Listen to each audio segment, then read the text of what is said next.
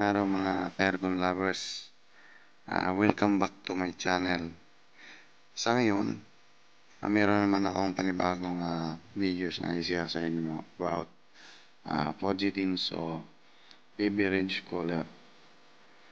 So ito mga aircon lovers is identified na merong leakage dito sa evaporator. So ang gagawin natin is yun nga, nakita nyo na nilatagan natin ng panibagong copper pipe or refrigerant. Yan.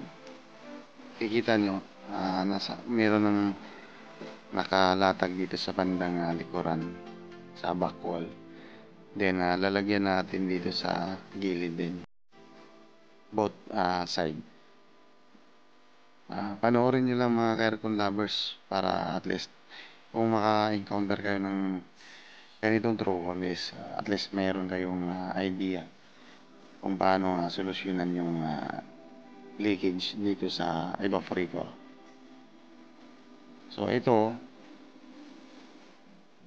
na-leak test na po ito, identified na po siya.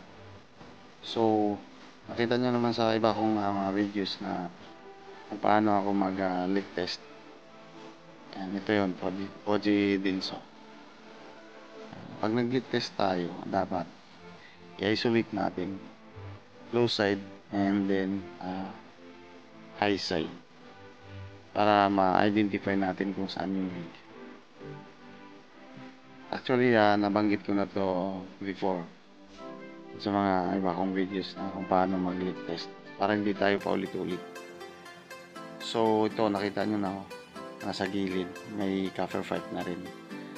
Ganun lang siya kadali mga ka-aircon lovers. Actually, marami na akong nagawang ganito. So far, mga 3 years na, mayroon akong nagawa 3 years na, hindi naman na bumabalik. Ito, kung mapapansin nyo, nilagyan ko yung both side kasi before nung mga una kong gawa, hindi ko nilagyan. Parang kinumpres ko lang na sa harapan. So ngayon, mayroon ako mga na-encounter na ibang problema. Is, meron palang nakalatag din sa bawat gilid. And then, siyempre, kailangan natin i-improve. Ito, marami na akong nagawa ng ganito, kaya familiar na sa akin yung mga ganitong trouble. Mapapansin mo, nakaano na siya, talagang nakalatag siya ng mas maganda-ganda kasi nga, madalas na namin ginagawa ito.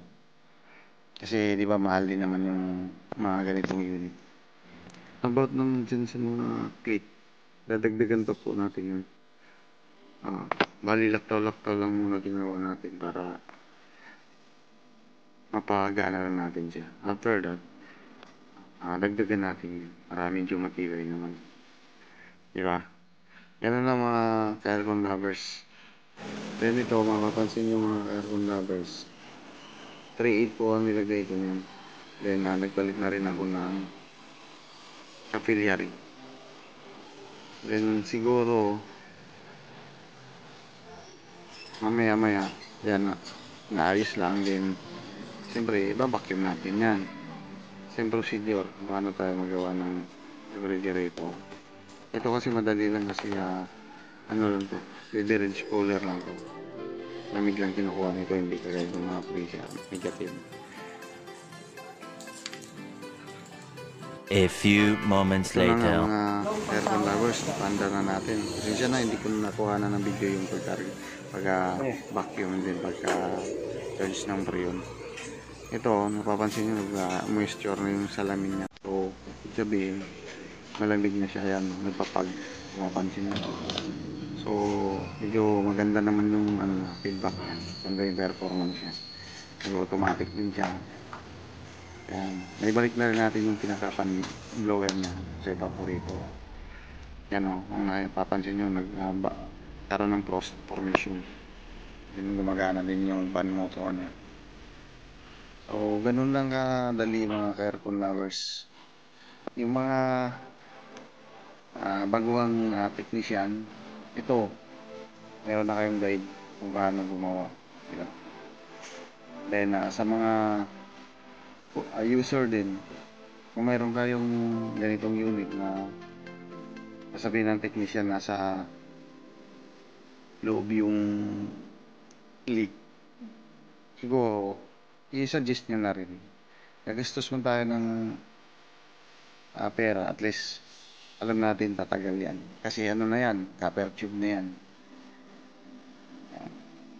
Yung sa mga shelves naman, kasyang-kasya dyan. Walang problema doon sa nilatag natin sa gilid. Kasi yung shelves yan. Ganun lang mga ka-aircon lovers. Yan. Diba? So, titingnan natin yung sa likod. Ito, yung insulation na. Nilagay ko ng insulation na. Actually, yung partner ko ang nagano nagtapos. Pamangkin ko na si Raymark Ophelia. Diba, nakasil na, nakaano na yung filter niya. Then ito, yung suction na medyo malamig-lamig. Welded lahat ng ginagamit namin na filter raya para mas maganda. Ayan. Hindi lang makuha na ng maayos mga aircon lovers kasi masikip na yung pwesto ko. So, yung sa mga baguhan, paki-subscribe na lang din. Then, siyempre, kung mayroon kayong comment nyo na rin para ma-address natin kung ano yung dapat i-improve. Diba? Tulungan lang tayo. So na po, dahil okay na yung performance niya, isi-shield na natin. Then, panoorin nyo na lang po yung mga iba kong upload na videos dun sa aking channel. Marami tayong mapapanood na troubleshooting about air conditioning, refrigeration, and electricals. So, ito na nga, natapos na. Na-shield na natin, then double check natin yung performance niya. Ito. Diba? Okay na. Lalagyan na lang natin ng additional na clip yan mga aircon lovers. Maraming salamat sa nanonood.